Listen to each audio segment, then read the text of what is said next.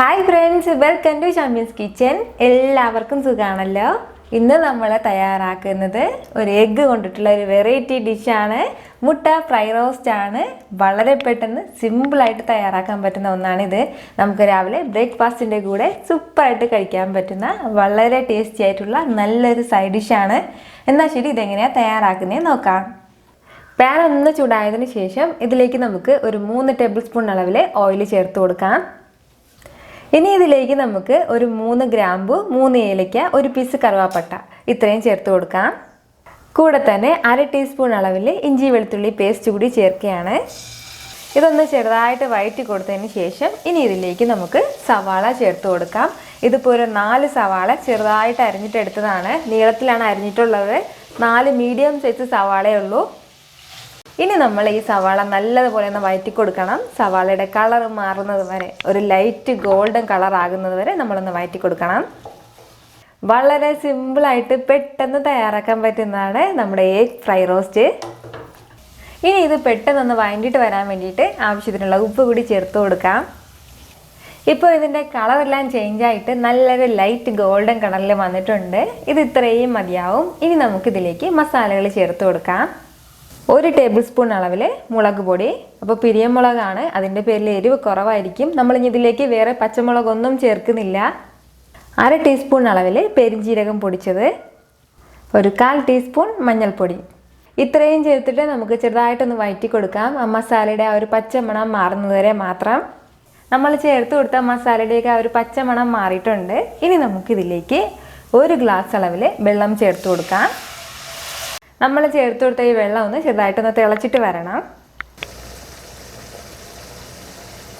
നമ്മളിപ്പോൾ ചേർത്ത് കൊടുത്ത വെള്ളം നല്ലതുപോലെ തിളച്ചിട്ട് വന്നിട്ടുണ്ട്. ഈ ടൈമിൽ നമുക്ക് വേണമെന്നുണ്ടെങ്കിൽ ഉപ്പ് ചേർത്ത് കൊടുക്കാം. നേരത്തെ ചേർത്തത് കുറവാണെന്നുണ്ടെങ്കിൽ, പക്ഷെ അത് കറക്റ്റാണ്. അതിൻ്റെ പേരിൽ ഞാൻ കൂടുതൽ ചേർക്കുന്നില്ല. ഇനി ഇതിലേക്ക് നമ്മൾ ചേർക്കേണ്ടത് മുട്ടയാണ്. ഒരു 4 മുട്ട ഞാനിപ്പോൾ ഇതിലേക്ക് ചേർക്കുകയാണ്.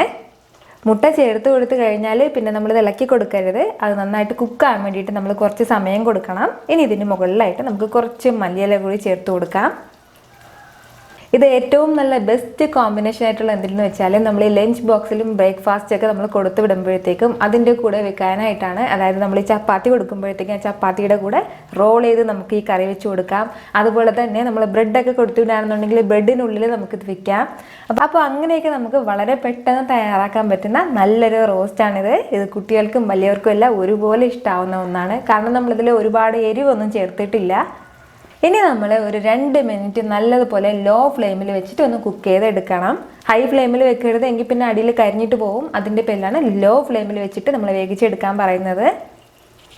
ഈ 1 കപ്പ് വെള്ളം നമ്മൾ ഒഴിച്ചു കൊടുത്തത് ഈ മുട്ട നന്നായിട്ട് കുക്കായിട്ട് വരാൻ വേണ്ടിയിട്ടാണ്. ഇപ്പോൾ നമ്മുടെ എഗ്ഗ് ചേർത്തിട്ട് ഒരു 2 മിനിറ്റ് ആയിട്ടുണ്ട്. ഇതൊരു പകുതിയോളം കുക്കായിട്ട് വന്നിട്ടുണ്ട്. ഇനി നമുക്കിത് ഇളക്കി കൊടുക്കാം. ചെറിയ രീതിയിൽ മാത്രമേ നമ്മൾ ഇളക്കി കൊടുക്കാൻ പാടുള്ളൂ. അതായത് ഒരുപാട് പൊടിഞ്ഞിട്ടൊന്നും പോകാൻ പാടില്ല. നമ്മുടെ ഇഷ്ടത്തിനനുസരിച്ചിട്ട് നമുക്കിത് റോസ്റ്റ് ചെയ്ത് എടുക്കാം.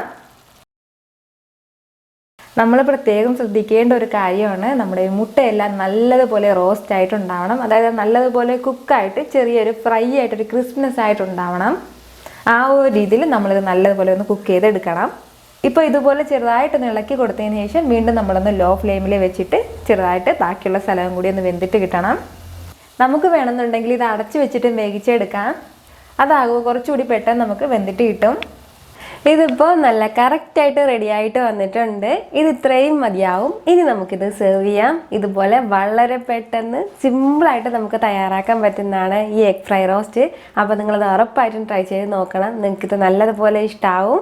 ഈ വീഡിയോ നിങ്ങൾക്ക് ഇഷ്ടമായാൽ ലൈക്ക് ചെയ്യാനും ഇത് മറ്റുള്ളവർ കാണണമെന്ന് ആഗ്രഹിക്കുന്നുണ്ടെങ്കിൽ ഷെയർ ചെയ്യാനും സബ്സ്ക്രൈബ് ചെയ്യാനും മറക്കരുത്. വീണ്ടും നല്ലൊരു റെസിപ്പിയുമായിട്ട് വരുന്നവരേക്കും ബൈ ഫ്രം ഷമീസ് കിച്ചൻ.